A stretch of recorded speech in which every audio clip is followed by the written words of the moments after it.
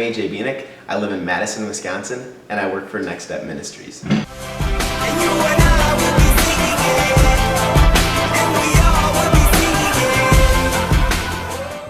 For those of you who don't know what Next Step Ministries is, we're a nonprofit organization that leads mission trips around the U.S. and surrounding islands. It's a really cool opportunity for me because I get to do something I'm really good at, like construction, to serve people around me, as well as get to watch young students grow in their faith during these one-week trips. If you would have asked me 5 years ago, what will you be doing in your future? There's no way that my answer would have ever been this. But the cool thing is God has changed my heart, and not only just put me in this position, but He's changed my heart so much that this is my passion. This is what I love to do, and I'm so glad that God has put me where I am right now. I get to do something. What is the good news?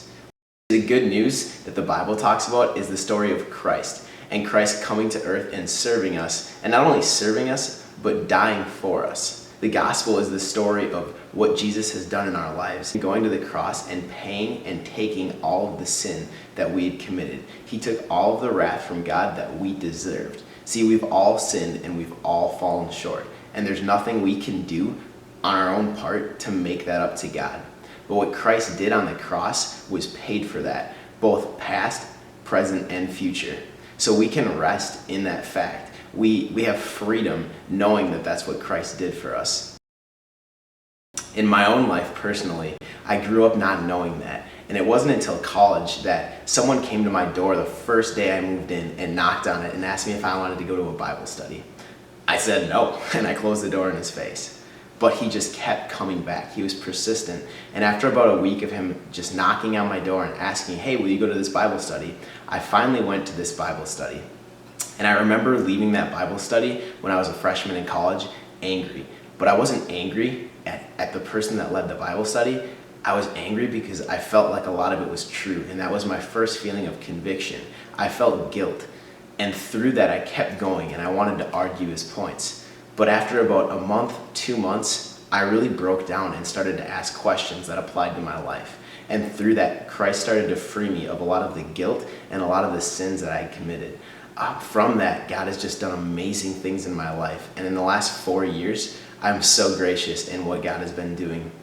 And it's not like it's been an easy path for me, but one thing that I can always rest in is in what Christ has done for me. I have a joy no matter what happens. If it's bad or good, I can rest in the fact that Christ died for me and that I do have that relationship with Him. Am I the only person that when I hear that word, think of crackers and grape juice? Communion literally means to share in deep and intimate thoughts and feelings. So what communion looks like with God is building that relationship that we have through Christ with God. But I know just as much as the next person that it is really hard sometimes to put God at the front and everything else behind. 1 Corinthians 11:26, Paul tells us that every time we eat or drink, that we should remember and share in Christ's death. What does that look like?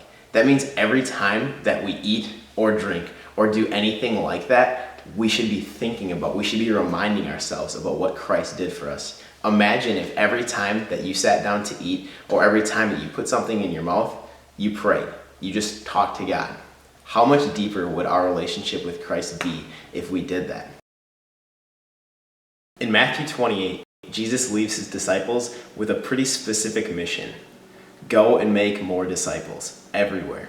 See, we're all gifted with things that we're good at. And those things we can use to the glory of God. In that, it doesn't matter what you're good at, but how you use that gift.